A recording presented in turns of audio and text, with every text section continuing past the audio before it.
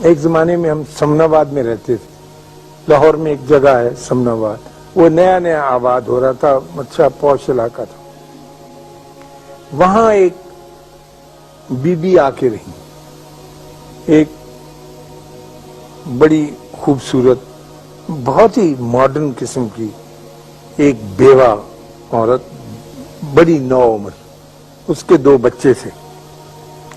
تو ہم جو نیک آدمی تھے سمناباد کے رہنے والے، ہم نے دیکھا کہ ایک عجیب و غریب کردار آ کر ہمارے درمیان آباد ہو گیا، اور اس کا انداز زیست، زندگی کا چلن جو ہے وہ ہم سے ملتا جلتا نہیں، کیونکہ ایک تو وہ بہت اعلیٰ درجے کے نہایت خوبصورت کپڑے پہنتی تھی. پھر اس کی یہ خرابی تھی کہ وہ بڑی خوبصورت لڑکی تھی.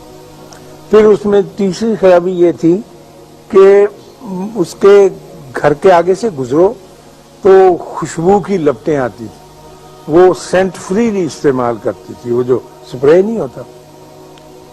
اس کے جو 2 بچے تھے خواتین و حضرات، وہ گھر سے باہر بھاگے پھرتے ہوتے تھے عام جگہوں پر، اور کھانا گھر پہ نہیں کھاتے تھے، لوگوں کے گھروں میں چلے جاتے تھے، اور لوگ ان کو کچھ دے بھی دیتے تھے اور وہ کھا بھی لیتے تھے. یعنی گھر کی زندگی سے ان کی زندگی کچھ کٹ اپ. اور یہ ہم نے دیکھا کہ اس خاتون کو کچھ عجیب و غریب قسم کے مرد بھی ملنے آتے تھے.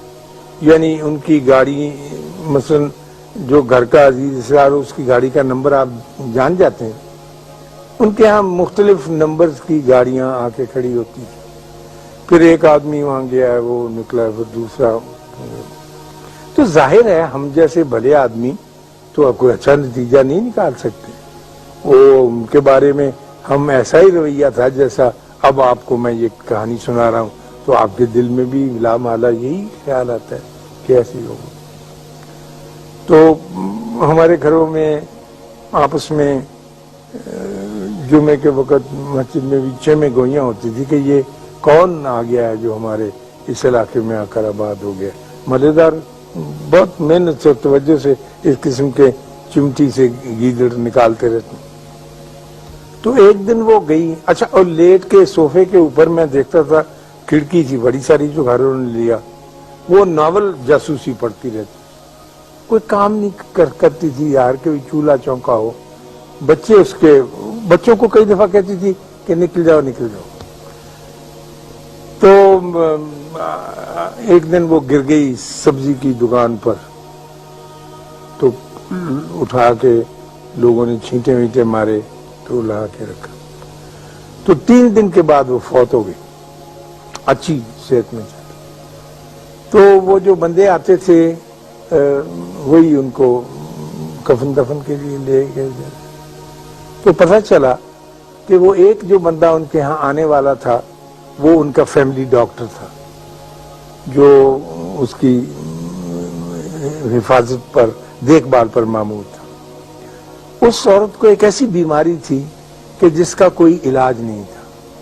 کینسر کی ایسی خوفناک صورت تھی سکن وغیرہ کی کہ اس کے بدن سے بدبو بھی آتی رہتی تھی، جسم پر زخم ایسے تھے، اور اسے سپرے کرنا پڑتا تھا اپنا، تاکہ کوئی قریب کھڑے یا وہ نکلے تو اس کو تکلیف نہ ہو. اور اس کا لباس اس لیے ہلکا ہوتا تھا کہ غالباً بدن کو چبھتا تھا، جو بھی سکن میں ڈیزیز اس کی پیدا ہو گئی.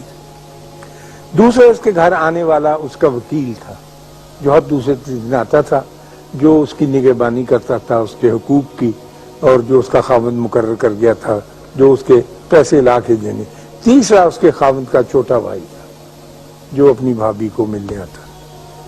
تو ہم نے اس سے یہ اندازے لگا لیے جو میں نے آپ کے سامنے بیان کیے. اور اس نیک پاک عورت کو جب اس پہ دورہ پڑتا تھا تو وہ بچوں کو دھکے مار کے باہر نکالتی تھی، باہر جا کے کھیلو، باہر جا کے، اور تڑپنے کے لیے وہ اپنے دروازے بند کر کے اندر جاتی.